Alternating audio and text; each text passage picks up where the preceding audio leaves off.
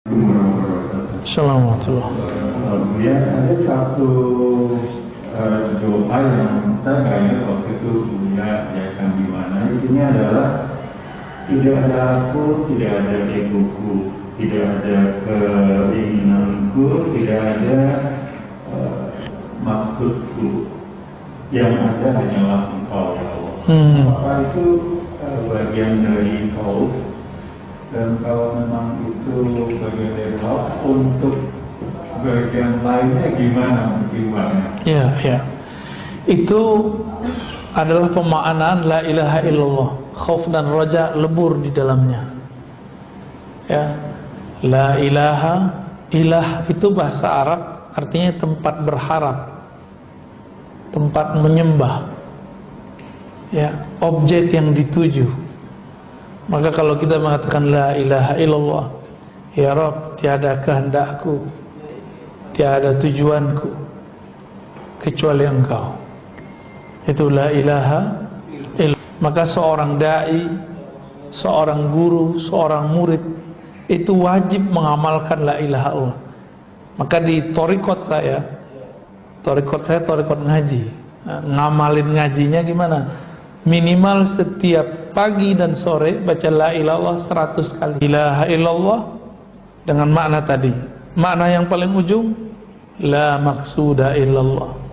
Tiada yang kami tuju, tiada yang kami harapkan, tiada yang kami leburkan kehendak kami, tujuan kami kepadanya kecuali Allah Subhanahu wa ta'ala. Jadi baca la ilaha illallah itu munculkan makna itu, Pak. La ilaha illallah, la ilaha illallah.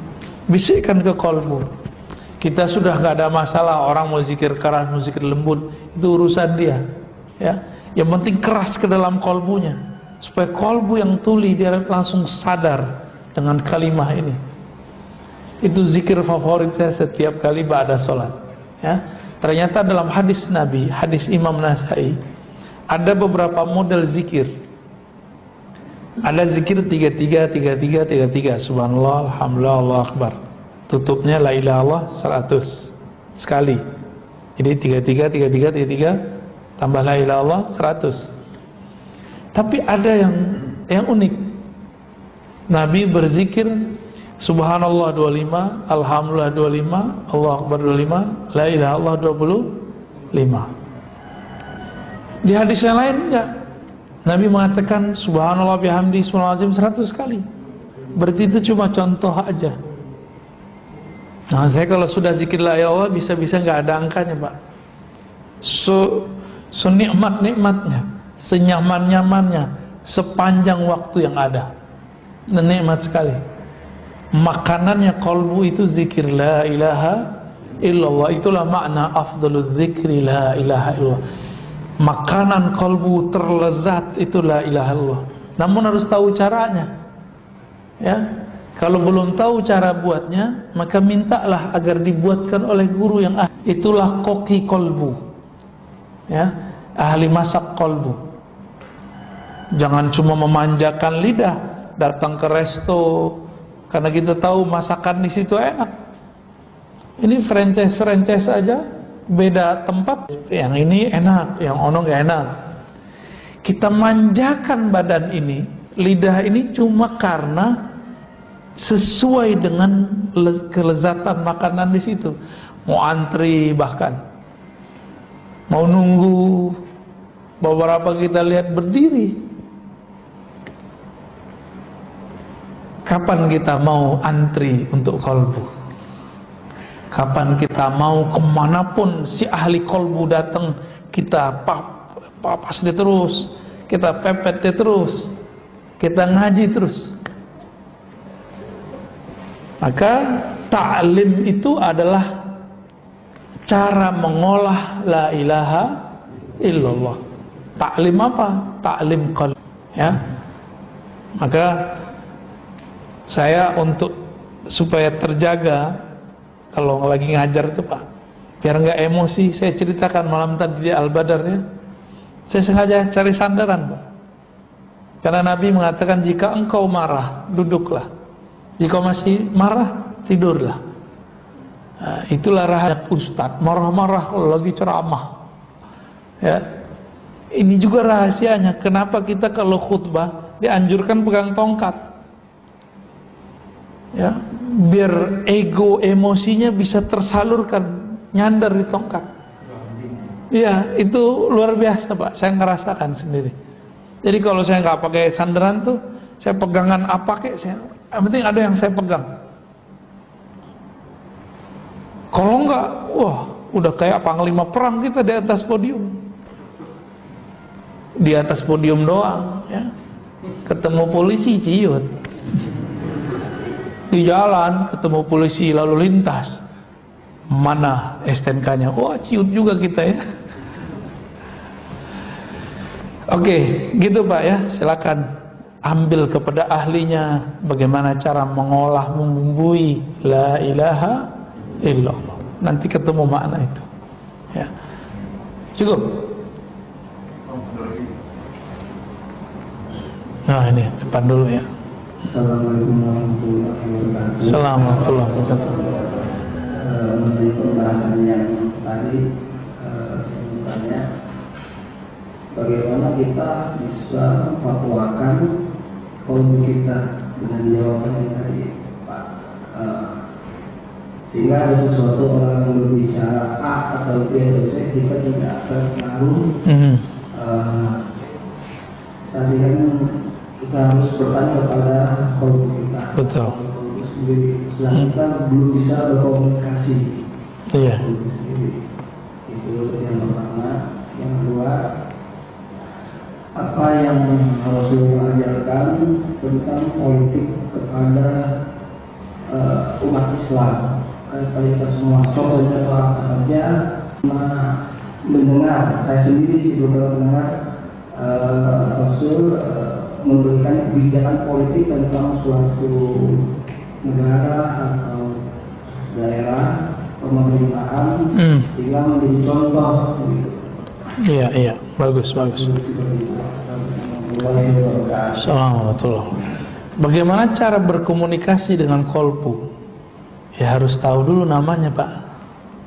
Nama diri kita. Man arafa nafsahu faqad arafa rabbah. Siapa yang kenal dirinya, kenal Allah. Kolbu itu dia dapat sinyalnya dua. Satu ke akal. Si akal dipengaruhi oleh pendengaran, pandangan, lalu baru dia berpikir. Itu kemudian akan mempengaruhi akal juga. Jadi kalau nggak penting-penting aman, baca yang di grup nggak usah dibaca lah Pak, kerajinan baca. Mending baca Quran, ya. Lalu gimana caranya? Tenangkan kolbunya dengan zikrullah, maka kolbu akan menunjuki jalan. Ala bizikrillah tatma'innul qulub.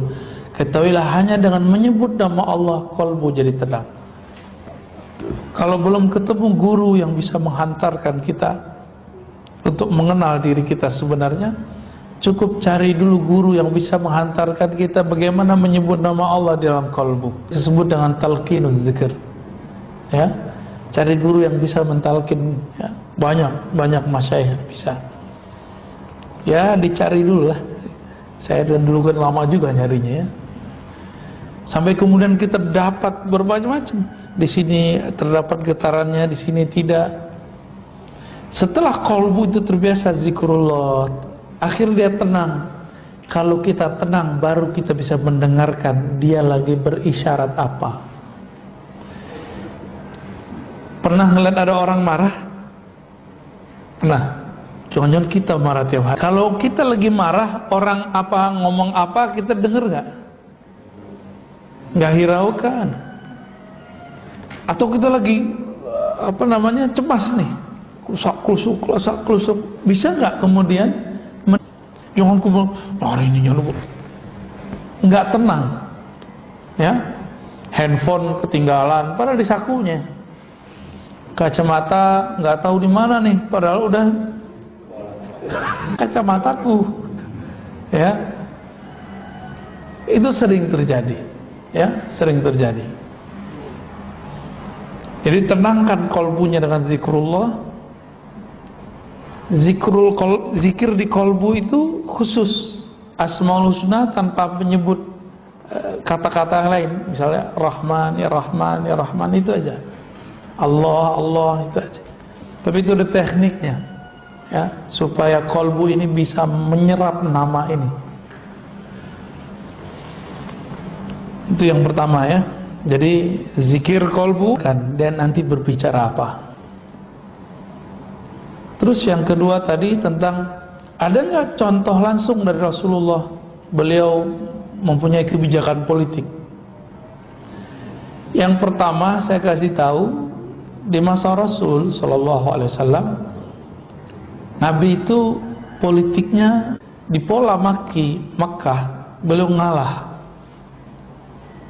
Bahkan di pola Madinah beliau maju mundur, bahkan di tahun ke-6 masih ngalah ketika perang Hudaybiyah. Bukan perang, ya, perjanjian Hudaybiyah. Perjanjian itu kan dibuat ketika Nabi hendak mau masuk kota Mekah, dihalangi. Berarti belum mundur juga sejenak. Jadi kebijakan politik Nabi itu sering ngalah untuk menang, sering ngalah untuk menang. Apalagi Nabi SAW awal-awal, karena Madinah itu kota kecil, kota Yathrib, Nabi yang bikin. Karena ketika Nabi masuk kota Madinah, banyak rombongan imigran pindah, jadilah Madinah kota yang hidup. Jadi hidup kota Madinah. Tadi disebut kota Pak Yathrib gitu. Yathrib itu nama orang, ya, kampung desa lah, desa Yathrib. Lama-lama jadi kota besar, maka disebutlah Al-Madinah, kota besar An-Nabawiyah, yang sudah diwarnai, dihidupkan oleh Nabi Sallallahu Alaihi Wasallam. Cara Nabi menghidupkan kota itu, ini contoh. Nabi mau bikin masjid, pakai tengkar nggak Nabi bikin masjid? Tengkar dulu baru bikin masjid, ya. Ya, di sono nggak kunut, ini kunut. Nah, gitu. Atau pengajian kita nggak diizinin di sono. Itu di beberapa masjid cuma masalah kunut, Pak. Itu buat masjid baru. Sekarang udah beda lagi nih. Udah beda lagi, masjidnya hilang. Bangunannya masih ada, masjidnya udah hilang. Paham maksudnya, ya? Nabi itu ketika jalan masuk kota Madinah, itu tangannya dipegang, dicium tangan semua orang yang lewat, ya. Tangan Nabi dipegang, ya, selama mereka masih bisa memegang tangan Nabi. Tapi Nabi berombongan, ya, terus kata semua kaum, semua suku, wahai Rasulullah, bangunlah masjid, bangunlah rumah di komplek kami, di klan kami, di suku kami, di sini banyak tanah kosong. Nabi mengatakan, da'hu, biarkan ontaku, fa innaha ma'murah, dia sedang diperintah oleh Allah. Terus sampailah di depan rumah Abu Ayyub Al-Ansari. Nabi kemudian kaget, si onta ternyata berhenti di sana, lalu duduk di sana. Ia buruk, duduk. Maka kemudian Nabi mengatakan kepada keluarga Abu Ayyub, wahai keluarga Abu Ayyub Al-Ansari, saminuni ha'itakum, berapa harga tanah kalian? Tahu nggak Bapak, tanahnya tanah apa? Tanah kuburan. Itu tanah kuburan yang dijadiin masjid. Kuburan orang-orang musyrik di situ. Jadi Nabi cari tanah yang udah nggak bakal dijual orang, yang orang udah nggak perhatiin, dan tidak ada yang berbangga dengan tanah itu. Abu Ayyub tinggal di depan itu, di depan tanah kuburan. Orang nggak ngira Abu Ayyub bakal diperhatikan Rasulullah SAW. Ternyata di dalam batinnya dia berdoa, ya Allah, kami nggak punya apa-apa. Tanah ini semoga bisa menjadi tempatnya Rasulullah SAW. Jeritan hatinya, munajat kolbunya didengar oleh Allah, Sami'un Alim. Ya. Berarti Nabi pendirian politiknya, keputusan hal terkecil pun itu pakai wahyu. Kita kan nggak dapat wahyu, Pak. Ada yang dapat wahyu, kecuali anaknya namanya Wahyu. Nabi kasih kisi-kisi. Falisalli rakaatain. Berwudu yang bagus, sholat 2 rakaat. Disebut sholat istikharah atau sholat hajat.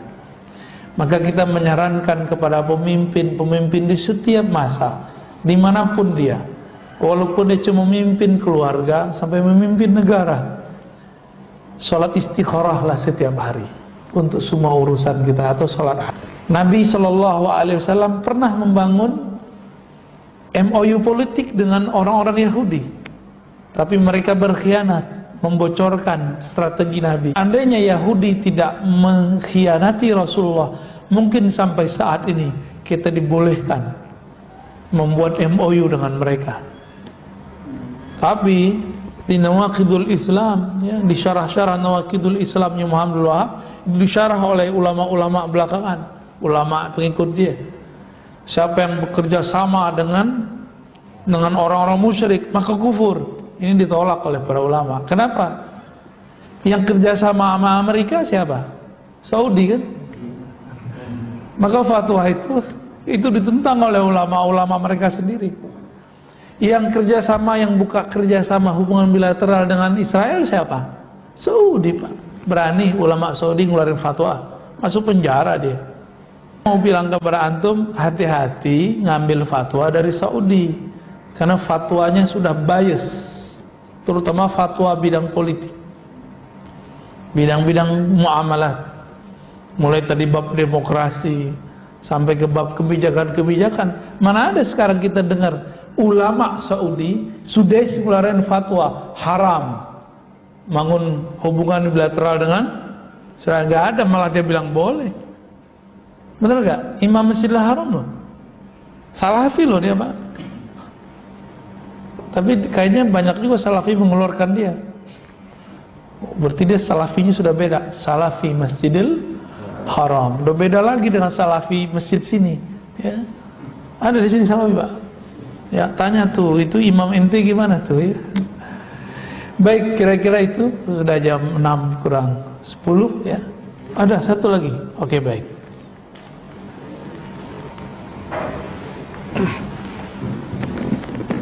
Tentang politik, ulama sejarah itu tidak pernah jatuh ke politik, masuk politik. Jadi bagaimana menurut dia ulama yang tidak masuk ke politik, ketika dia sudah masuk politik, pengaruh status ulamanya demi penguasa. Oke, baik. Ibnu Khaldun itu menukil kalamnya Imam Abu Hanifah dan Malik. Jadi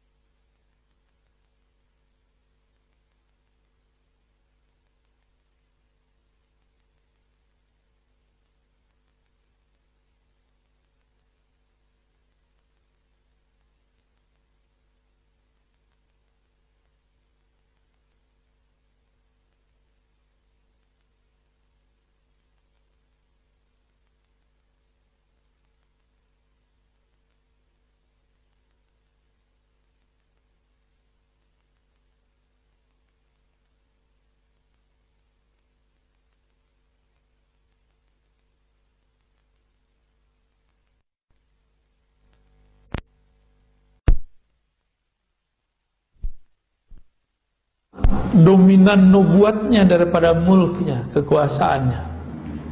Kalau kita kan beda, dominan kekuasaan daripada keagamaan. Jika ada ulama berpolitik, maka dia akan meninggal seorang ulama. Nggak usah partai A, partai B, semuanya. Di semua partai ada ulama loh jadi caleg, ya. Partai apa aja ada, Pak. PKB, PKS, PBB, apa lagi? Ini serba salah sih kalau jadi ulama. nggak berpolitik dikata-katain sama jamaahnya, ya. Islam tidak terpisah dari politik. Giliran berpolitik mereka bilang, Pak Kiai, kenapa ente berpolitik? Santri ente gimana nasibnya? Bingung Pak jadi kiai itu ya. Sama kiai punya mobil nggak punya mobil, emang susah jadi kiai. Giliran pakai mobil bagusan dikit, kata jemaah, kiai sekarang susah yang zuhud. Serba salah. Kiai jomblo susah Pak, kiai kawin susah juga. Ya, kita doakan saja ulama-ulama kita yang terjun ke dunia politik, mereka tetap mengajari umat, membimbing umat lewat langkah-langkah politiknya.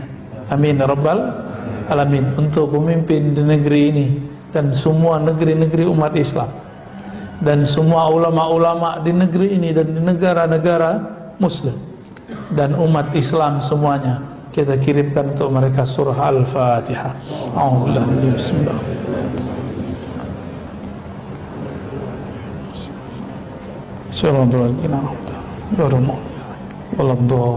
Amin.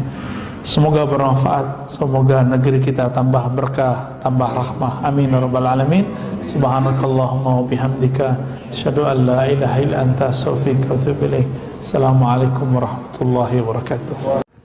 آمين يا الله يا رحمن يا رحيم أنت الجواد الحليم وأنت نعم المعين. Ustaz,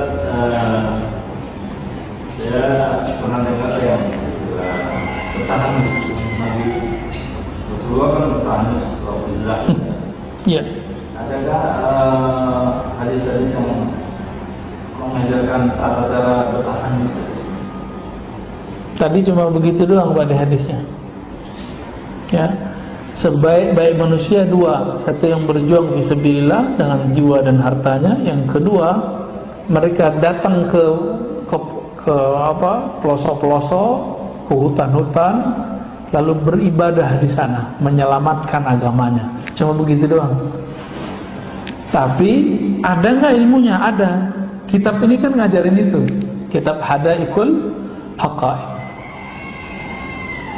Maka kalau ingin selamat dalam berkhalwat, saya kasih tahu aja, wajib bertorikot sufi. Kalau enggak nanti jadi setan Pak. Jadi orang-orang yang pulang-pulang tuh ngaku jadi Mahdi, ngaku jadi Nabi Isa, ngaku jadi Rasul, ngaku jadi Jibril, itu karena dia lewat jalur kebatinan. Enggak tawadu, cari ke guru. Emang bisa baca kitab, iya, tapi untuk ilmu begini tidak cukup kitab, harus.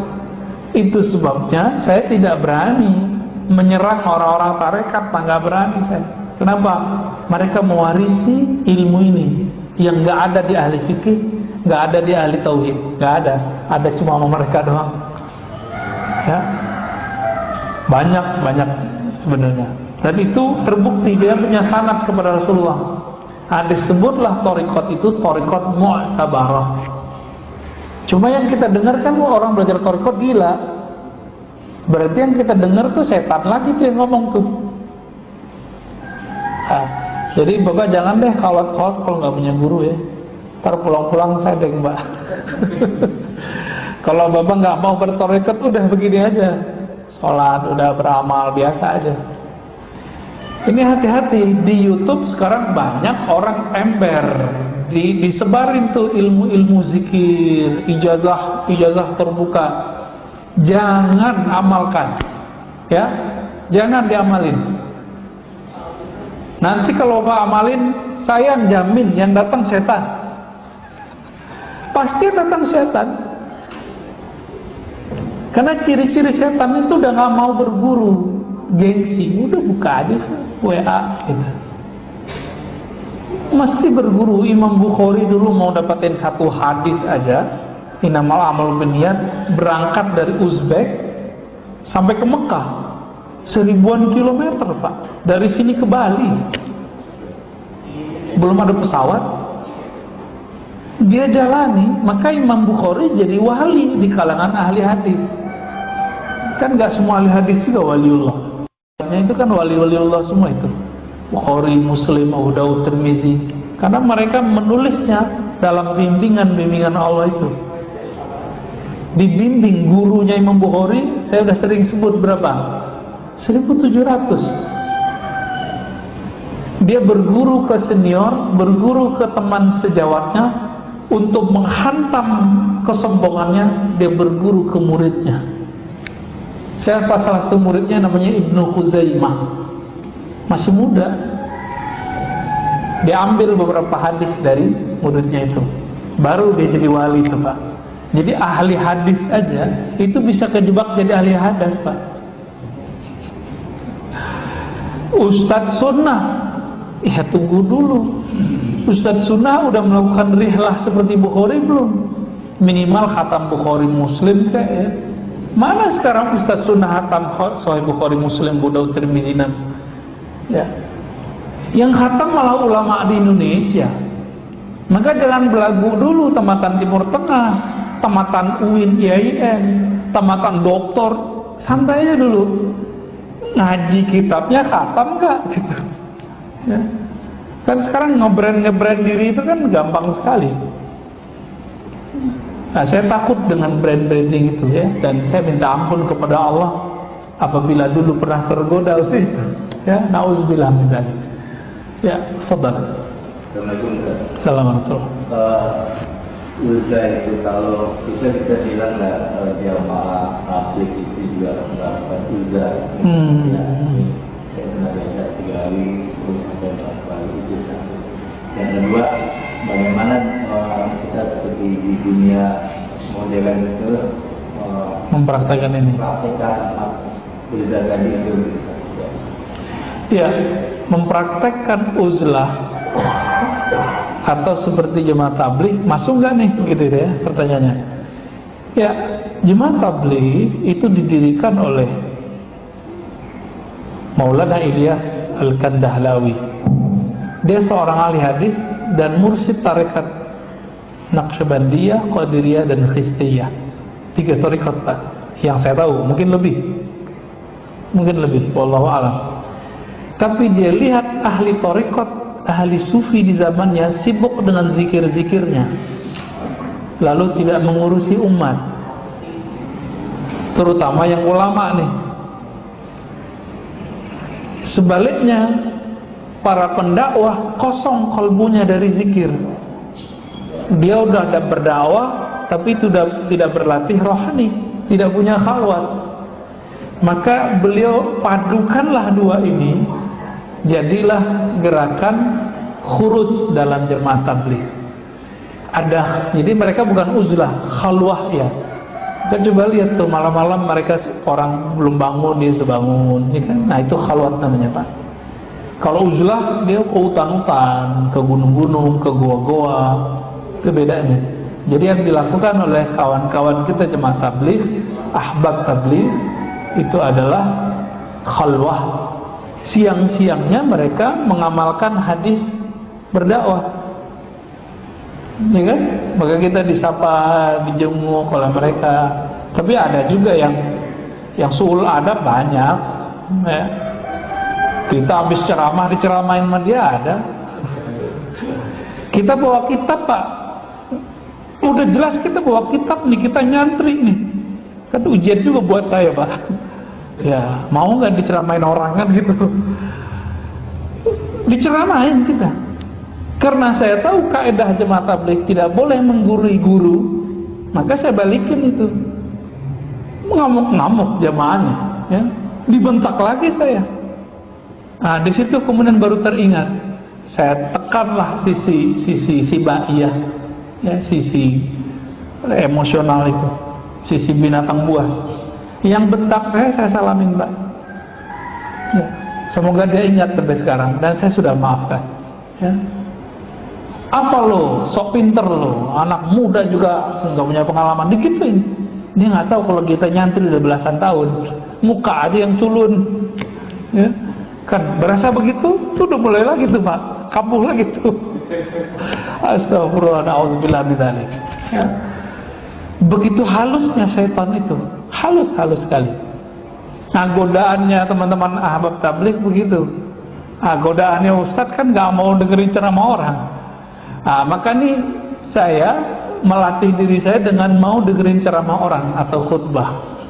Jadi kalau Jumatan itu saya jarang dengerin, terima khotib biasanya.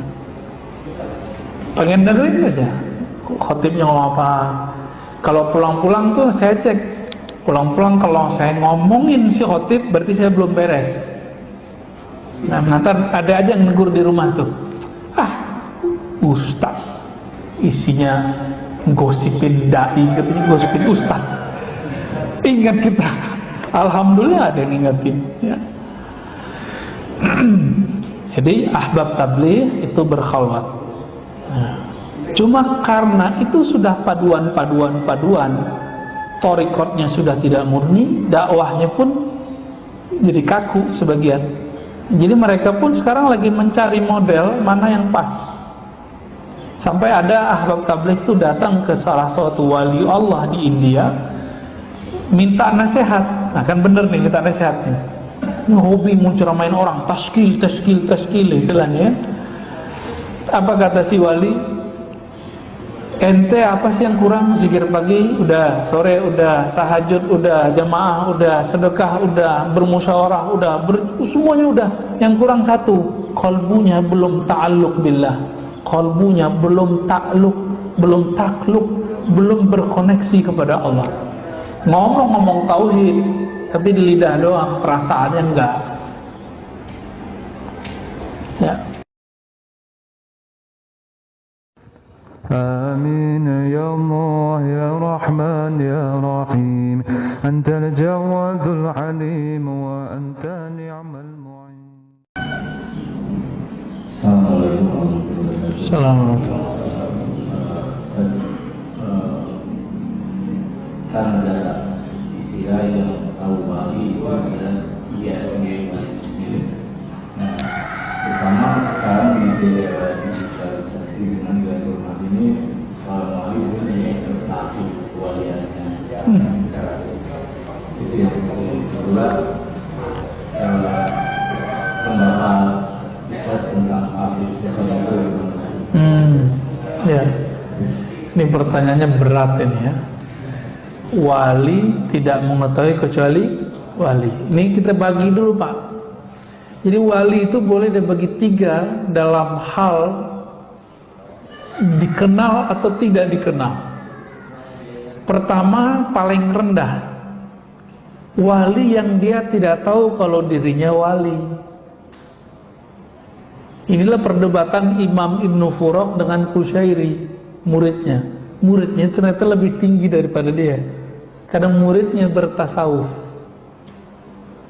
Karena untuk mencapai mukhalafatun nafs itu butuh seorang guru.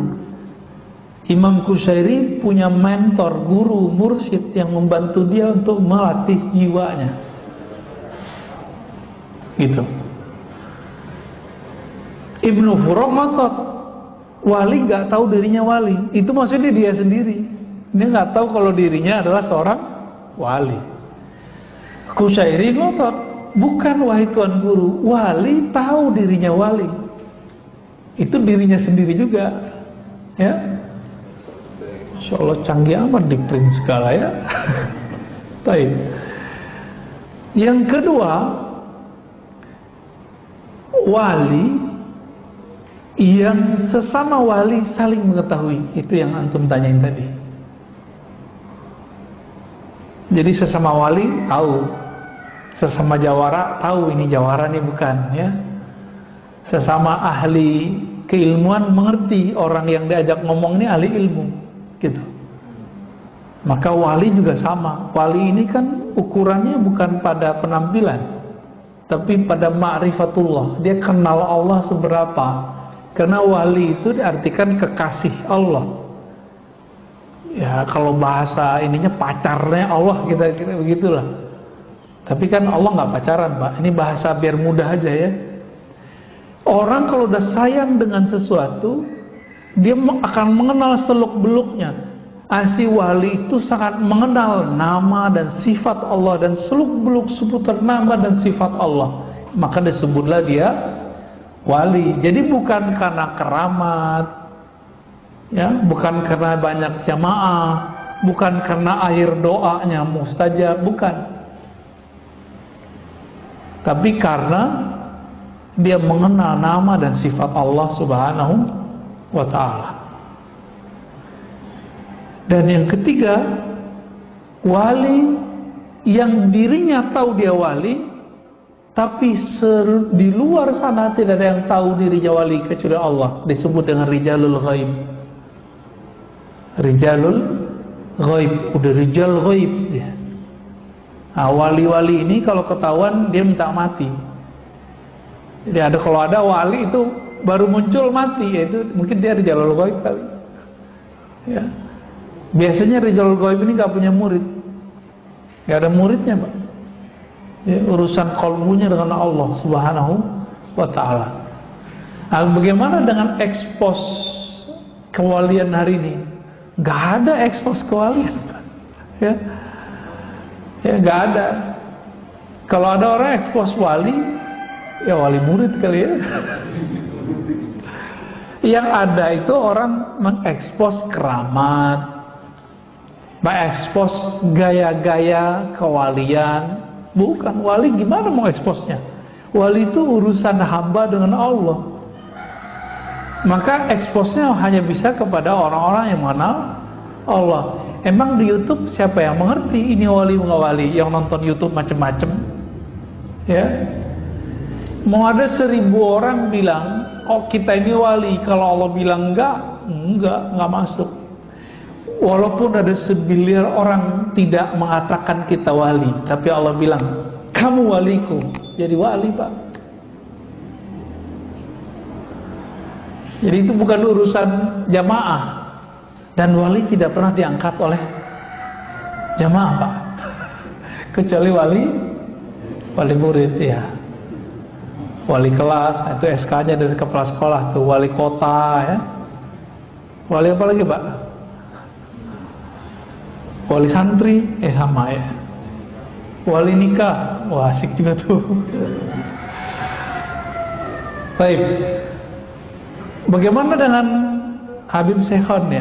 Habib Syekhon itu, jadi teman-teman, wali ini ada yang mencapai kewaliannya dengan cara suluk, thariqah.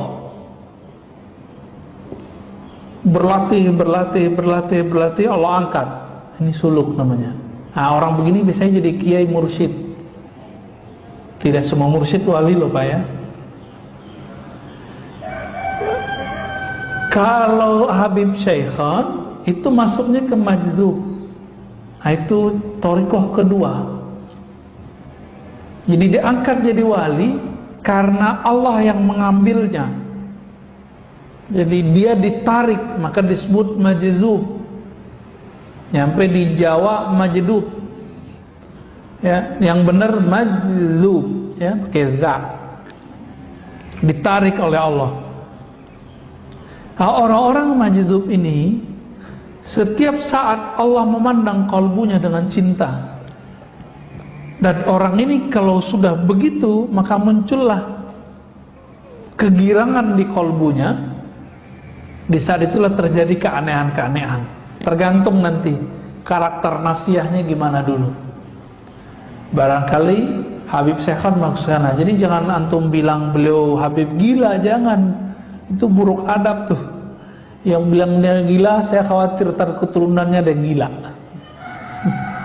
Karena menyakiti seorang wali. Hati-hati ya. Itu Habib Syekhon. Sama dengan Habib Ja'far Allahyarham, sudah meninggal, Al-Kafiyah. Benar, Al-Kafiyah.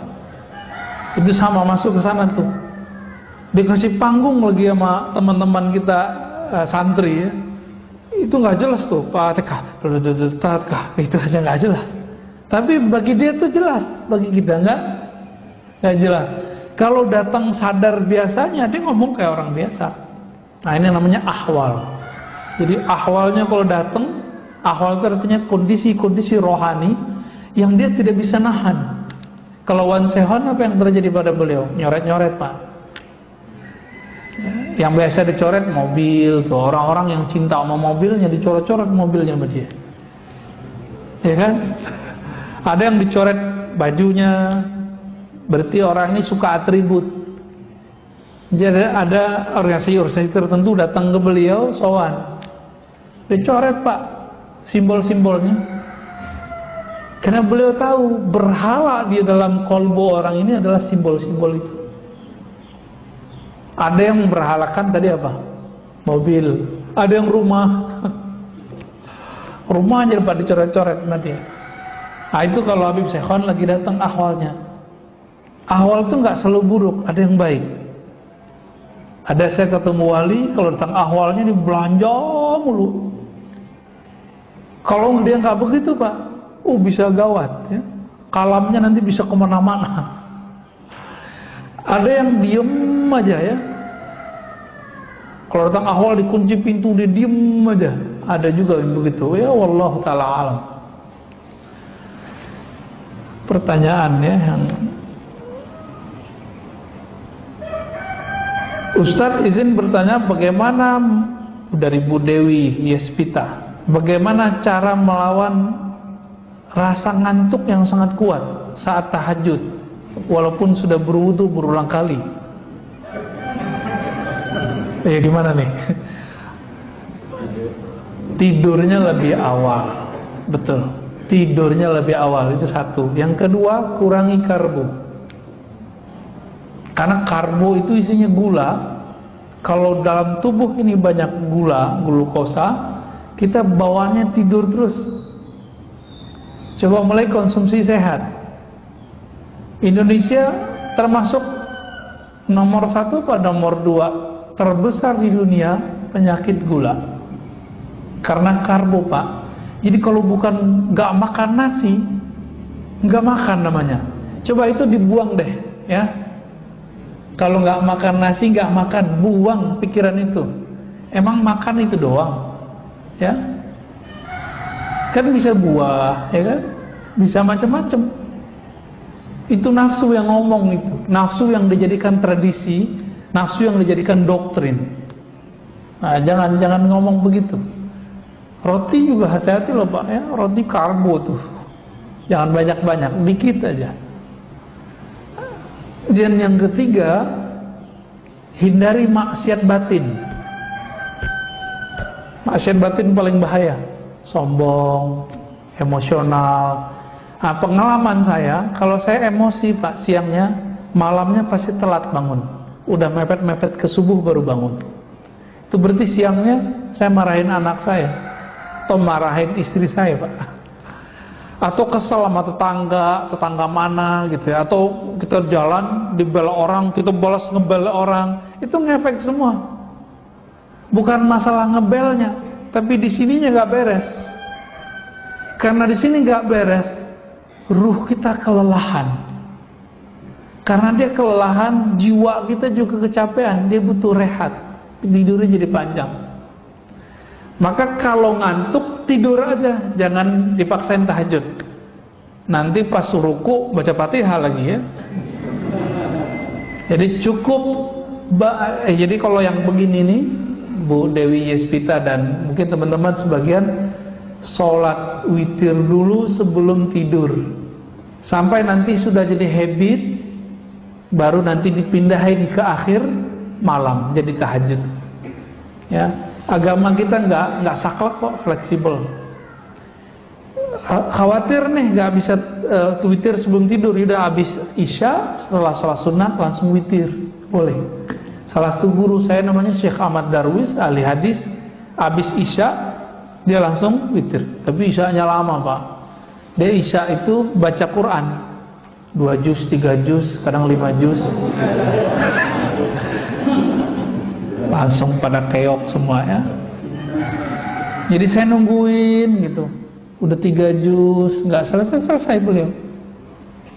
Ya, kalau kita juz Al-Fuqat, udah 1 juz tuh. Juz apa lagi? Juz mangga gitu ya. Apakah boleh sholat memejamkan mata karena rasanya bisa lebih khusyuk? Memejamkan mata tidak diatur dalam hadis Nabi, tidak juga dalam Al-Quran. tapi masuk ke ranah fikih. Nah, ulama ahli fikih, karena mungkin ada kasus dulu di kalangan para santri, kalau dia pejamkan mata lagi sujud nggak balik-balik, Pak. Itu kan kejadian di pesantren. Saya kan 15 tahun Pak tinggal di pesantren, belajar dan mengajar. Itu santri kalau dia merem sujud nggak balik-balik, sujud aja. Kita udah assalamualaikum dia masih sujud. Hakon Pak ya. Kalau nggak percaya kita lihat. Anak bapak jangan-jangan yang pesantren begitu juga, atau jangan-jangan bapak-bapak ini pernah begitu, ya. Pernah ngantuk pas Ramadan tuh subuh-subuh nggak balik-balik pas sujud. Ya. Itu terjadi, ya. Jika memejamkan mata membuat tambah syahdu, tambah fokus, maka boleh memejamkan mata. Tapi jika memejamkan mata membuat pikiran kita kemana-mana, maka makruh. Itulah makruh hukumnya. Jadi jangan saklek. Yang paling lucu ada seorang syekh, ya, saya nggak usah sebutnya. Bagi dia memejam mata meniru agama lain. Padahal ada hadisnya. Ya, ada hadis yang Nabi kalau ngajarin zikir Sayyidina Ali, salah satu riwayatnya ghammid ainaik, pejamlah matamu lalu bacalah nama Allah di kalbumu. Ada hadisnya. Ini memejam mata itu bukan urusan menyerupai. Kita tahu hadis apa enggak, ya. Jadi boleh dengan syarat itu, makruh dengan syarat yang tadi, ya. Pak Ahmad Romli, dalam beberapa kondisi kita terkadang belum bisa berzikir secara fokus karena beberapa kesibukan sehari-hari. Apakah zikir hanya dengan lisan tanpa menghadirkan hati dapat bermanfaat? Iya, orang sholat nggak khusyuk lebih afdol daripada nggak sholat. Enggak. Sepakat? Ada yang nggak sepakat? Orang zikir masih melayang-layang itu lebih utama daripada nggak zikir. Nah, Ibnu Athaillah itu berkali-kali, ya, mengatakan, tetaplah zikir meskipun kamu masih lalai di kalbumu, karena siapa tahu nanti Allah akan turunkan kalimah di lisanmu jatuh ke dalam kalbumu. Kalau sudah jatuh ke kalbumu, Allah angkat derajatmu. Dari masuk ke kalbu, nanti Allah buat kita yaqzah, sadar, hadir. Dibaca ini yang punya nama hadir terasa dalam diri kita. Begitu terus naik. Itu beliau ingatkan. Bagi Allah semuanya mudah, ya. Bagi kita yang susah karena kita mikirin pakai ini. Jalan aja Pak zikir. Cuma mesti berguru, ya. Kalau nggak berguru saya nggak jamin bener Pak. Takutnya setan nanti yang membimbing. Kita baca Fatihah aja ada gurunya. Baca Iqra ada gurunya nggak? Tilawati, qiraati. Nanti tamyiz ini terjemahan sama ustadz kita nanti ada gurunya. Masa untuk urusan alam rohani gak ada gurunya? Sombong amat. Ini yang paling lucu, paling repot. Udah kiai, udah profesor di kampus, kiai di pesantren, nggak mau punya mursyid. Bagi dia cukup saya baca kitab. Sombong ente, ya. Imam Ghazali selevel Imam Ghazali itu masih butuh mursyid Pak. Siapa nama mursyidnya? Abu Ali Al-Farmadi, untuk mengajarkan beliau cara berzikir kepada Allah. Padahal teknik zikir dia udah tahu semua. Cuma teknik ini dia nggak tahu porsinya gimana, bagaimana cara penerapannya. Ketika ketemu Imam Abu Ali Al-Farmadi baru dia tahu caranya. 10 tahun dia berlatih dengan Imam Abu Ali Al-Farmadi. Selevel Ghazali loh. Siapa hari ini profesor yang sehebat Ghazali? Ya. Kata orang kan saya doktor nih, karena didaulat di kampus jadi doktor, diresmikan. Tapi sampai sekarang secuil kuku Ghazali pun saya belum Pak. Potong nih rambut Ghazali belum sampai saya pada ke makom itu. Saking mulianya ilmu Imam Ghazali itu, ya. Sampai hari ini orang banyak su'ul adab kepada beliau. Cuma karena Imam Ghazali itu menukil beberapa hadis yang dhaif dan tidak sahih dalam Ihya, itu Imam Ghazali dikecengin. Ya, berani Pak, anak-anak muda baru tamat S1, baru gelar LC, SAG, sarjana alam gaib, ya.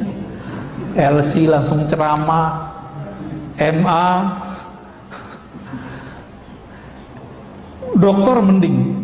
Itu berani hari ini ngata-ngatain seorang Imam Ghazali. Dia nggak ngaca dia cuma ngikutin kata seorang fulan yang meneliti kitab Ghazali, dia kemudian ikut mengata-ngatai Imam Ghazali. Dia sendiri nggak meneliti kok. Saya 2006 masih S1 itu meneliti kitab Imam Ghazali itu. Ternyata nggak seperti yang diceritakan orang. Pas dia teliti, nggak nyampe 100 hadis palsunya, nggak nyampe 50 bahkan, ada sumbernya semua. Cuma si pengarang-pengarang setelah beliau nggak ketemu riwayat itu, ketemulah 300 hadis tidak ada sumber. Pengarang Imam Iraqi, Imam Subki, tapi belakangan kan enggak. Ya, jadi tetap zikir lisan meskipun tidak hadir hatinya. Coba cari guru nanti bimbing antum insyaallah. Terakhir, apakah masuk surga, masuk neraka itu takdir mubram? Mubram itu takdir yang tidak bisa dirubah. Enggak. Masuk surga, masuk neraka itu takdir mu'allaq, masih digantung oleh Allah, kehendak Allah. Tapi ingat, Allah punya hak yang unlimited, namanya jaiz. Kita kalau belajar sifat Allah, ada yang wajib, ada yang mustahil, ada satu lagi Pak, jaiz. Jaiz ini meliputi semua nama-nama dan sifat Allah. Jadi Allah tidak ada yang boleh mensetirnya. Allah itu bebas. Nah, maka dikatakan dalam hadis yang Ibnu Mas'ud, ada orang beramal seperti amal ahli surga, tapi telah ditetapkan di sisi Allah dia beramal dengan ahli neraka, mati masuk neraka. Ibnu Daqiq Al-Id menemukan apa sebabnya, urusan kolbu. Jadi dia taat baru di zahirnya, belum taat sampai ke dalam kolbunya. Nah, kita meminta kepada Allah, semoga kita yang hadir pagi ini, yang mengikuti kajian ini, baik dekat ataupun jauh, termasuk orang-orang yang mampu mengendalikan hawa nafsu kita dan mendapatkan rahmat dari Allah. Pendosakah kita, taatkah kita? Semoga rahmat itu selalu bersamai. Amin ya rabbal alamin. Wa sallallahu ala nabiyina Muhammad, subhanakallahumma wa bihamdika, asyhadu an la ilaha illa anta, astaghfiruka wa atubu ilaik. Wa sallallahu ala nabiyina Muhammad walhamdulillahi rabbil alamin. Assalamu alaikum warahmatullahi wabarakatuh.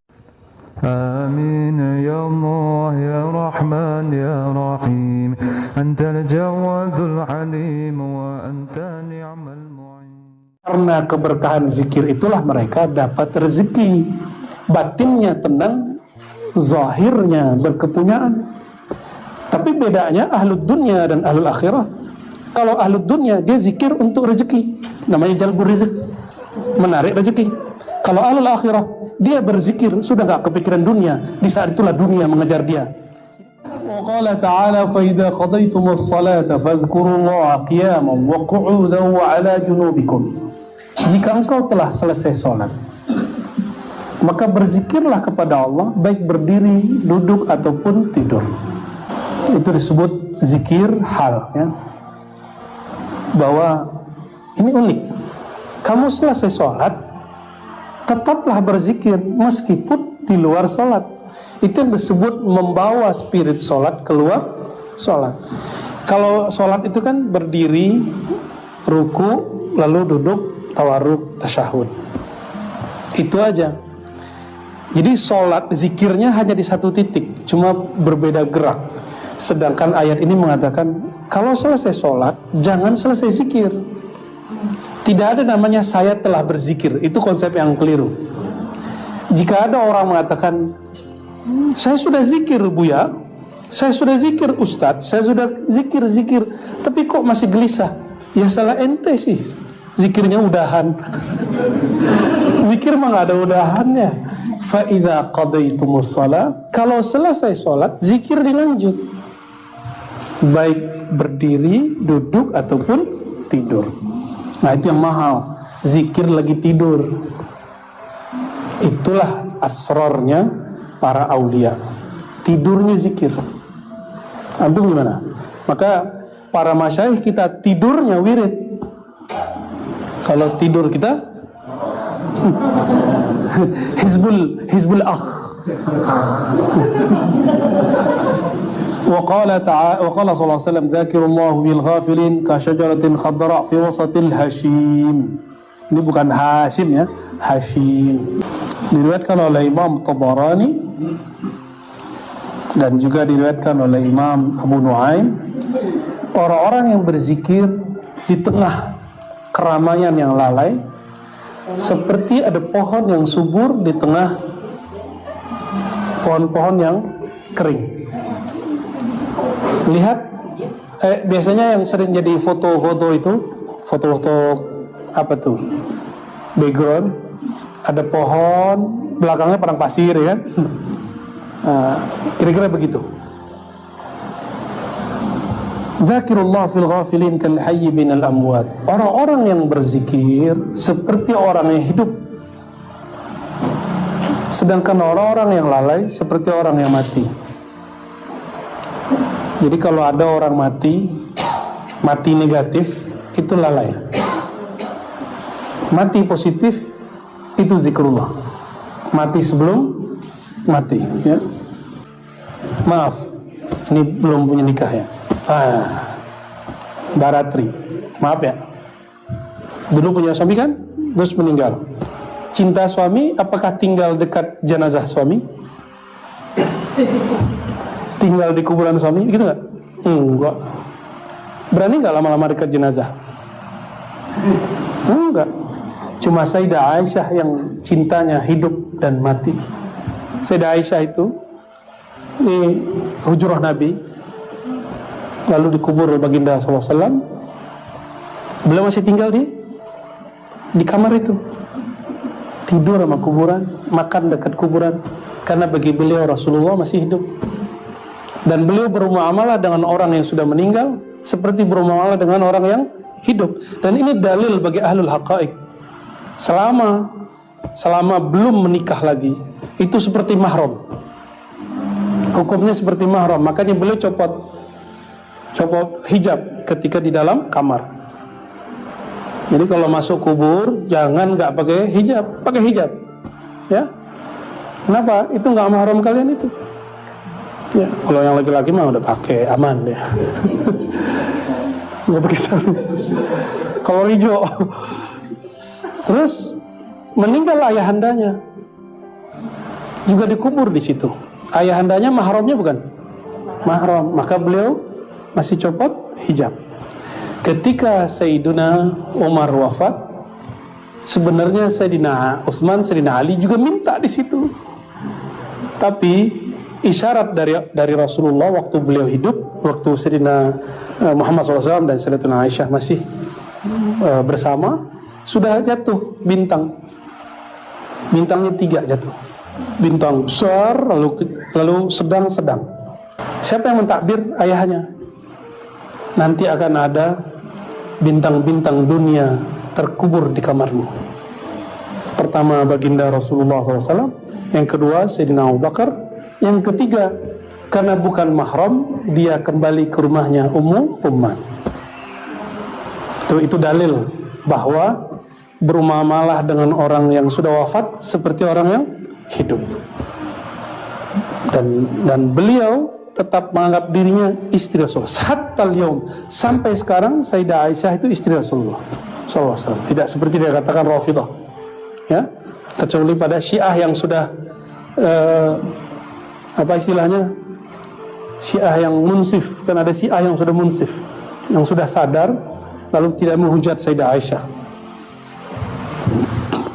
Lucu, mereka menuduh Sayyidah Aisyah pelacur, tapi mereka sendiri mengadakan nikah mut'ah. Lucu. Ma jalasa qaumun majlisan yadhkuruna Allah Ta'ala illa haffat bihimul malaikata wa ghasyiyatuhumur rahmah wa dzakarahumullahu Ta'ala fi man 'inda. Hadis ini sahih, ya, ada di Muslim, tapi ini versi Imam Ahmad sepertinya. Tidaklah suatu kaum, ini kita nih kaum, jalasa, duduk di suatu majelis. Majelis itu bahasa Arab yang kemudian diislamikan, diindonesiakan menjadi majelis persuratan rakyat. Bahwa ini bukti jelas bahwa negara ini sudah diislamikan oleh pendirinya. Dewan bahasa Arab bukan? Diwan, apa arti diwan? Bisa runtutan syair. Diwan juga bisa berarti kelompok, bisa juga berarti bangunan, bisa berarti macam-macam arti diwan itu. Tidaklah bermajlis satu kaum. Nah, itu terjemahan bebasnya. Untuk berzikir kepada Allah. Yazkuruna, jamak atau mufrad? Jamak atau single? Ya, plural atau single? Yazkuruna, jamak, plural. Mereka sama-sama satu kaum berzikir kepada Allah. Nah, inilah dalil bahwa zikir jama'i masyru', masnun min sunanil Mustafa SAW. Bahwa berzikir jamaah adalah sunnah Nabi SAW. Jadi kayak kita tadi baca nama Allah, itu nggak usah dikhawatirkan lagi, ya. Apalagi nggak pesantren berani bid'ahin, ya, ngaca dulu. Pesantren semua di depan saya ini. Mereka nggak ada bid'ahin, ikut-ikut aja malah nikmat ya. Illa hafat bihimul malaikah, malaikat mengerubungi. Makanya zikir itu walaupun tempat tadi panas terasa sejuk, walaupun badan saya lemas terasa kuat.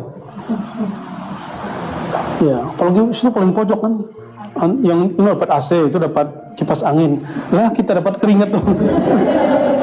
Tapi alhamdulillah, ya, nikmat. Jadi zikir itu bikin hafat bihimul malaikah, dikipas-kipas malaikat. Wa ghasyiyatuhumur rahmah, diliputi rahmat. Rahmat punya siapa? Punya Allah. Yang disebut rahmat siapa? Rasulullah. Maka kadang-kadang beberapa antum zikir ketemu Rasulullah SAW, udah istiqomah aja, ya, nggak usah dipaksa-paksa mau ketemu Rasulullah. Nanti kalau haknya pasti ketemu.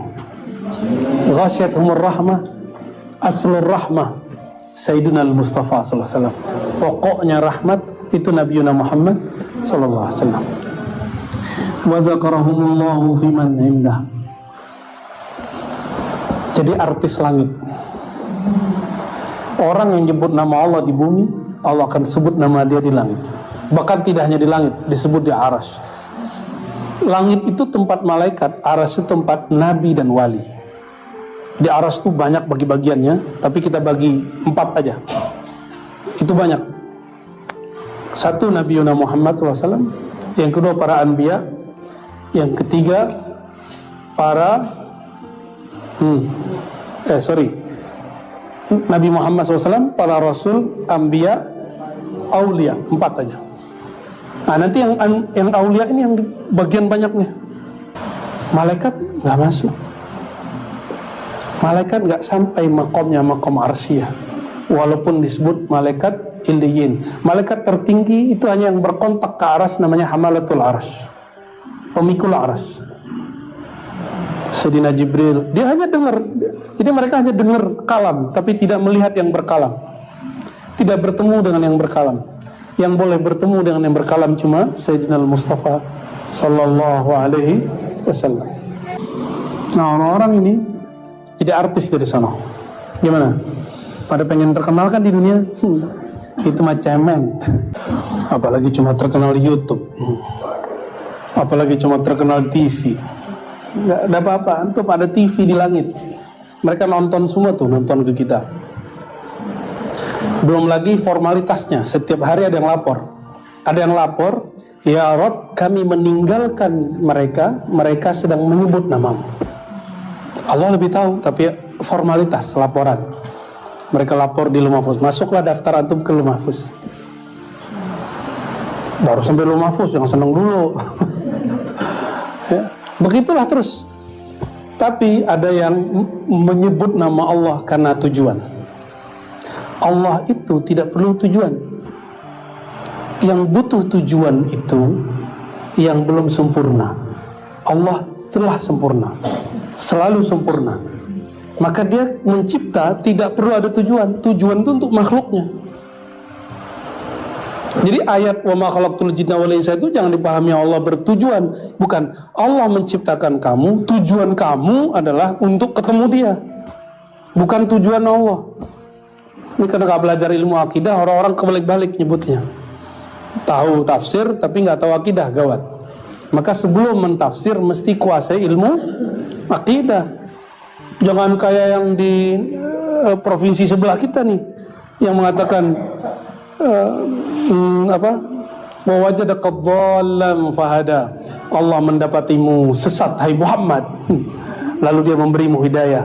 Kata si ustadz nih, Allah itu mendapati Nabi Muhammad dulu sesat. Jadi Nabi Muhammad dulu sesat. Kata siapa? Si ustaz. Masya Allah, betul-betul. Ini akibat menafsir. Ini yang disebut oleh Imam Ghazali tadi. Bahaya mentafsir dengan falyatabawwa maq'adahu minan nar. Siap-siap untuk menjadi bahan bakar nanti di neraka. Jangan coba-coba, ya. Saya pun minta ampun kepada Allah apabila mentafsir dengan hawa nafsu. Auzubillah min dzalik. Yang ada, ya kita menggali yang di dalam lagi. Itu aja. Kalau orang nggak terima nggak apa-apa. Kan dulu kita menafsir Qul huwallahu ahad. Ya, ada nggak terima ya nggak apa-apa. Kan nggak pasti benar. Yang benar kan Qul huwallahu ahadnya. Maq'ada qaumun maq'adan lam yadhkurullaha ta'ala wa lam yusallu 'ala an-nabi sallallahu alaihi wasallam illa kana 'alaihim hasratan yaumal qiyamah. Coba tuh hadis-hadis Imam Ghazali itu hafal semua itu. Itu nggak ada beliau satupun yang nyontek, itu hafal semua itu. Terus tiba-tiba ada ustadz sekarang mengatakan Imam Ghazali nggak ahli hadis. Ya. Kepalamu berhadas. Tidaklah satu kaum duduk lalu mereka berzikir, tidak berzikir dan tidak bersolawat, ada dua. Maka taharatul majlis dua, zikrullah dan solawat. Ngumpul-ngumpul mau di kafe, silakan ngumpul di kafe. Antum kan nggak haram tuh duduk-duduk kafe. Ini anak mahasiswa nih senang nongkrong, ya. Oh ya, Bang Dik juga punya goa ya. Goa bid'ah. Cari goanya gak ketemu. Tulisan doang goa. Ternyata go tuh Allah. Keren tuh Bang Dik ya. Orang-orang yang bermajlis lalu tidak membersihkan, tidak mengisi majlisnya, dua hal: menyebut nama Allah, salawat ke Nabi sallallahu alaihi wasallam, kecuali hasratan, dia akan menyesal pada hari kiamat ya. Makanya kita setiap mau ngaji salawat dulu ya, jangan kemudian ngeluh kapan sih turunnya, sengaja biar adem dulu. Kan dari jalan kan panas tuh, macet, ngebel orang kan kesal tuh. Diademinnya pakai salawat. Itu rahasianya kenapa saya minta teman-teman salawat dulu biar adem ya. Wa qala sallallahu alaihi wasallam afdalu ma qultu ana wan nabiyyun min qabli la ilaha illallah ya. Ini ada di riwayat Imam Abu Nu'aim ya. Yang paling afdol yang dikatakan para nabi oleh para rasul sebelum aku yaitu la ilaha illallah. Maka ketika Sayyidina Musa minta zikir khas yang diberi Allah la ilaha illallah. Jadi sekelas Sayyidina Musa zikir khasnya la ilaha illallah. Terus antum mau yang aneh-aneh, udah hajar aja baca la ilaha illallah. Nanti kalau muncul nama-nama yang unik, nikmati. Itu hadiah dari Allah Subhanahu wa ta'ala. Wa qala sallallahu alaihi wasallam man sabbaha Allah dubura kulli salatin 33. Siapa yang bertasbih setelah salat 33. Pakai angka enggak? Bawa dalil pakai angka boleh, ini dia. Wa hamida 33, bertahmid 33 kali. Wa kabbara 33. Takbir juga 33 kali. Apakah itu pembatasan? Tidak. 33. Kalau saya nyebutnya 32, bid'ah enggak? Enggak. Kalau 34, enggak juga. Itu cuma contoh. Jadi kalau yang mengatakan bid'ah lebih, saya kurang sepakat ya. Wa khatamal mi'ah, ini contoh aja. Lalu ditutup yang ke-100, la ilaha illallah wahdahu la syarika lahul mulku wa lahul hamdu yuhyi wa yumiitu wa huwa ala kulli syai'in qadir. Ghufirat dzunubuhu, diampuni dosanya walau kanat misla zabadil bahri, meskipun sebanyak buih di lautan. Pernah ngitung? Saya nggak sempat ngitung gitu ya. Beberapa guru kami mengatakan kecuali dosa besar. Dulu saya juga menganggap itu. Tapi setelah kita timbang-timbang dengan hadis-hadis yang banyak, ternyata kabiran kana aw saghiran, mau besar mau kecil, kalau kita tenggelam dalam lafaz la ilaha illallah, maka dosanya ikut lenyap. Jadi nggak usah khawatir. Kan kita nggak ada yang suci tuh. Saya juga nggak suci, antum juga nggak suci. Saya yakin ini wajah-wajah pendosa semua nih. Apalagi saya sendiri ya. Kita banyak-banyak baca la ilaha illallah. Leburkan itu. Nanti la ilaha illallah ini akan membakar dosa kita. Terbakar itu dosa. Makanya sebagian orang kalau zikir panas, Allah lagi bakar dia itu. Sebagian orang bisa menciumnya. Sebagian masyayikh bisa mencium baunya. Tapi kadang-kadang dia senyum-senyum aja. Ya, oh si anu lagi dibakar. Bahkan baunya dia tahu ini dosa apa yang dibakar. Antum udah fokus aja sama Allah kalau lagi zikir itu ya. Jangan takut nanti ketahuan. Kan ini batin, ya. Allah yang batin yang ngasih tahu. Wa ruwiya anna rajulan jaa ila Nabi sallallahu alaihi wasallam. Tadi itu hadis Muslim ya. Ada seorang kepada Nabi SAW lalu mengatakan, ya Rasulullah, tawallat anid dunya, dunia kok gak pernah datang ke aku. Wa qalat dhatu yadayya, asetku sedikit wahai Rasulullah, nabung-nabung tapi gak pernah kumpul. Wa qala alaihi salatu wassalam, apa kata Rasulullah? Payah kamu ya. Aina anta min salatil malaika wa tasbihil khalaik wa biha yurzaqun. Ini dahsyat ini. Ini mau kaya kan? Tapi gak perlu ngarepin Allah kasih langsung. Gak perlu ingat-ingat itu. Zikir aja kerjaannya. Zikir apa? Aina anta min salatil malaika. Kamu sudah tahu belum salatnya malaikat gimana? Tasbihnya makhluk dengan apa? Dan karena salat dan zikir mereka itu, Allah berkahi rezeki mereka. Malaikat kita makan nasi loh. Dengan apa mereka kenyang? Kalau zikir. Itu sebabnya malaikat hadir ke majelis kita kalau orang lagi zikir. Di situ dia ada resto ribat. Di resto ribat setiap hari apa? Itu malaikat datang sekedar menyantap. Itu hari Jumat ya, jalannya. Alhamdulillah, makasih Bu Yasfi, Bu Aldomi, David Daus, Abi Falah ya, Laura Ali sudah mau memimpin zikir. Mereka berempat aja, kan mereka diuji malam ntar tuh ya, ada murid rebutan punya murid ya.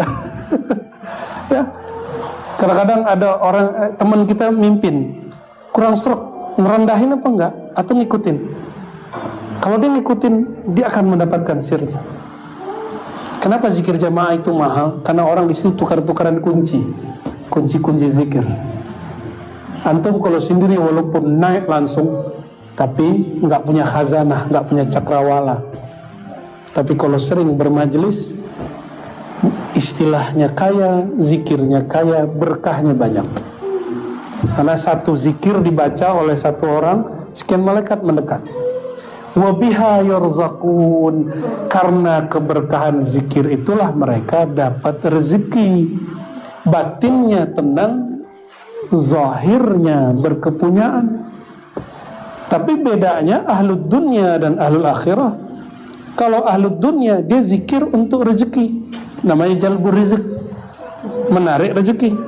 Kalau ahlul akhirah dia berzikir sudah gak kepikiran dunia, di saat itulah dunia mengejar dia. Jadi ternyata dunia itu seperti seorang yang jual mahal, pas ditinggal nyari, ditinggal ngejar. Disapa, assalamualaikum, lu siapa? Bawa modal dong, gitu. Pas ditinggal, manggil-manggil, mas, ngejar. Itu dia. Jadi dunia jangan ditimbang sama zikir. Satu subhanallah lebih mulia dari dunia dan sisinya. Titik. Maka jangan minta dunia dengan subhanallah. Itu yang kita sebut kemarin itu selawat onta dan orang. Ya, masa antum minta dunia yang hina dengan Rasulullah yang paling mulia? Itu kebangetan kurang ajarnya itu. Tapi boleh indal awam, bagi orang awam. Kalau bagi orang yang khawas, yang beradab, yang tahu adab ma'rifatullah, tak berani dia. Makanya Sidi Syekh Abdul Hasan Syazili marahnya nggak tanggung-tanggung. Apa kata beliau? Murid makhluk paling dimurkai yang minta apa kepada Allah dengan amal akhirat untuk urusan duniawi. Kecil sekali, kecil. Ya, semakin kepikiran dunia semakin jauh dia. Udah gitu, itu rumusnya. Karena dia sok jual mahal, maka tinggal-tinggallah dia. Ya, cuek-cuekin, nanti dia kangen sama antum. Ntar dia WA duluan dia. Dunia nge-WA kita. Allahumma sholli ala Sayyidina Muhammad. Masuk ya hadisnya? Masuk ya. Hadis ini walaupun tidak sampai derajat sahih, cuma ini sesuai dengan yang sahih dari hadis dan yang mutawatir dari Qur'annya. Qala faqultu wa madza ya Rasulullah? Apa tasbih dan salatnya malaikat dan tasbihnya semua makhluk ya Rasulullah? Lalu Rasulullah SAW mengatakan subhanallah bihamdi subhanallahil azim. Ya, subhanallah bihamdi subhanallahil azim. Sini tambahin wa bihamdi. Astaghfirullah mi'at marah. Ini sebenarnya gabungan maknawi. Riwayat minana. Istighfar 100, subhanallah bihamdi subhanallahil azim 100. Antara terbit fajar dengan syuruk ya. Ila antasala subuhat ta'tikat dunya raghimatan saghiratan. Kalau kamu sudah mulai mampu berzikir begini, tidak kepikiran dunia sejenak saja, dunia akan mendatangi kepadamu. Raghimah itu jadi di pinggang kita ada tali, ujung talinya dimoncong hidungnya dunia. Dunia itu ibarat seperti hewan ternak, kayak sapi. Diapain namanya tuh? Dicocok tuh. Jadi kita mau kemana dia ngikut. Jangan kita yang ngikut dia. Kan ada orang tuh bawa anjing, mohon maaf. Entah anjing yang menarik dia, entah anjing yang ditarik dia. Entah dia yang menarik anjing. Jangan begitu ya. Nanti saya tersinggung gitu ya. Oh, akhirah dunia jadi kecil. Nah, nih belajar pelan-pelan untuk dunia itu. Sesaat ba'da apa? Ba'da subuh. Nih, ini istiqomahin. Ini kan pegangan saya. Kalau saya ketinggalan, saya qadha biasanya. Ngantuk sekali, kadang-kadang ketiduran. Lagi zikir tidur, nikmat sekali tuh. Tidur dalam zikir tuh nikmat. Makanya kalau ada orang ketidur lagi zikir, saya biarin aja. Berarti Anda mendapatkan as-sakinah. Ya, itu rezeki juga tuh, ya. Orang itu nggak bisa tidur kalau nggak tenang. Dia zikir terus kayak Zizah kan, pernah gitu kan? Itu bagus. Mulia Zulasi nggak boleh bangunin, nggak boleh gebrak meja, nggak boleh. Termasuk guru kalau ngajar, terus muridnya ketiduran, itu sebenarnya bagus. Berarti suara gurunya mengantarkan tidur. Ini serius, soalnya bukan canda loh. Secara psikologis ya. Jadi antara subuh sama terbit matahari itu kira-kira ada berapa menit? Sejam. Kelamaan itu. Ya 40 menit lah ya. 40 menit sibuk zikir aja, bisa nggak? Lawan dunianya. Dan antum merasakan gak nyampe 40 hari itu nggak rasa dunia itu kayak udah talak rasanya. Talaknya bukan talak 1, kalau talak 1 masih bisa balik. Talak 3 rasanya. Dan waktu yang paling bagus lagi ba'da asar sampai maghrib. Kalau lagi nggak kemana-mana, kan ini kan bukan pejabat, bukan presiden wakil presiden. Kalau presiden ya wiridan dia khidmat ke umat, menteri khidmat ke presidennya, gubernur ke provinsinya, wali kota bupati ke kotanya, pak desa kades ya ke desanya. Kalau kita kan bukan ya. Terus so sibuk. Tahu-tahu sibuknya itu gadget sama tablet. Pas buka-buka Hizb al-Youtubiyah dan al-Netflixiyah. Netflix. Gimana antum mau kolbunya benar-benar netral dan diikuti, dikejar dunia? Sebelum kerja dunia sudah dimasukin ke kolbu, akhirnya nggak pernah dunia ngikut, kita yang ikut dunia jadinya. Itu yang membuat orang gelisah. Jadi salah satu kegelisahan seorang hamba, semakin dia membiarkan dunia masuk terus. Nah, yang sama hadangnya zikrullah ini. Zikir. Zikir ini dimulai dari zikir kolbu, lalu keluarkan dengan lafaz subhanallah. Ya. Insya Allah, Allah berkahi ya. Ini lafaznya tidak sahih ya. Nggak usah kita baca. Yang sahihnya yang setelahnya. Jika seorang hamba berkata alhamdulillah mala'at ma bainas sama'i wal ard. Kalau orang baca alhamdulillah, ya, langit bumi penuh.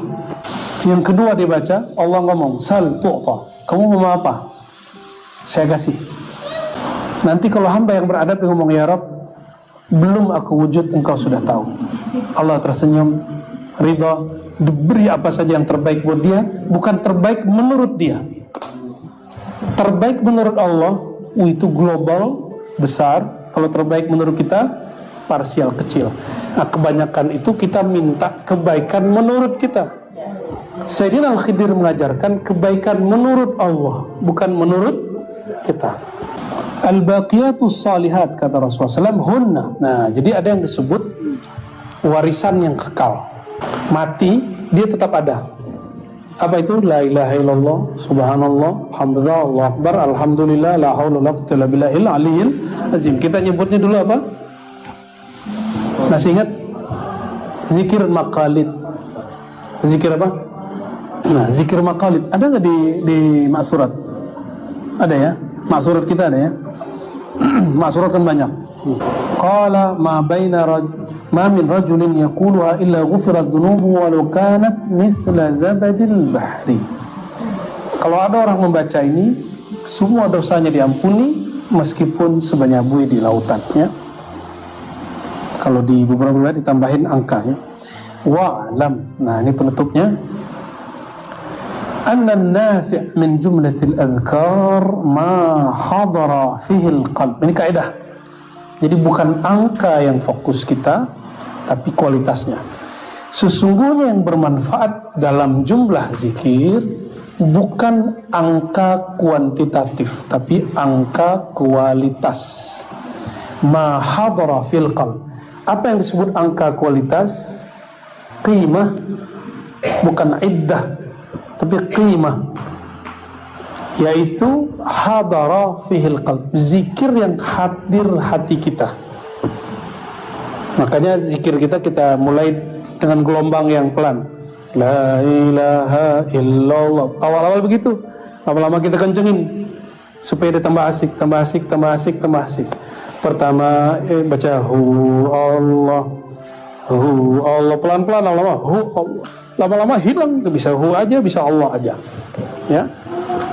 Kalau nyeter starter motor mobil awalnya kan gimana dia? Getar gak? Lama-lama nah, sama ini juga kendaraan. Begitu dia.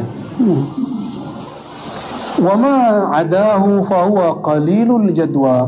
Selain manhaj ini, apa itu? Zikir yang hati tidak hadir, maka dia kurang nilainya.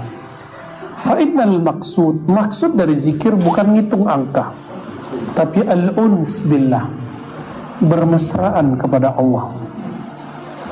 Intim. Nah, uns itu intim kepada Allah, manja-manja kepada Allah. Jadi Allah itu, ini bahasa nakalnya Pak, senang dipacari. Tapi ini nggak boleh pakai ya, cukup hari ini aja. Nah, antum harusnya yang dipacari Allah. Tapi bahasa ini sepertinya tidak layak. Kita ganti aja istilahnya. Allah itu senang kalau kita bercinta dengannya, bermanja-manja kepadanya ya. Siapalah kita mencari Allah kan? Nggak layak lah. Yang dipacari makhluk.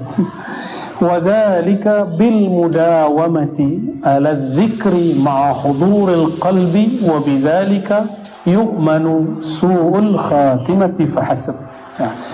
Dan itu semua mencapai kedekatan kepada Allah itu tidak mungkin kecuali dengan mudawamah, berusaha mendawamkan zikir. Kalau ini namanya dawam, walaupun dia tidur dia tetap dawamu zikri. Ma'huduril qalbi, dengan hadirnya hati. Wa bidzalika, dengan itulah caranya seseorang aman dari su'ul khatimah. Jadi kalau ada orang bertanya, kenapa ada su'ul khatimah? Sederhana, dia beribadah tidak dengan kalbunya.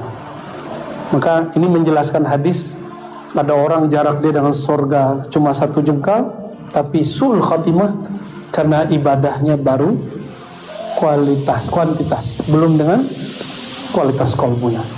Kita memohon kepada Allah ayyu'inana ala dzikri. Allah membantu kita untuk menyebut namanya, baik lisan, tubuh, zahir, batin, ya, qiyaman wa qu'udan wa ala junubihim. Dan kita mohon kepada Allah supaya zikir ini menjadi dawam. Dengan dawamnya Allah, bukan dengan dawamnya kita. Dengan baqa'nya Allah, bukan dengan baqa'nya kita.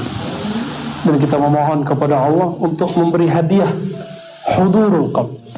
Semoga Allah menjadikan hati itu. أعوذ بالله من الشيطان الرجيم. بسم الله الرحمن الرحيم.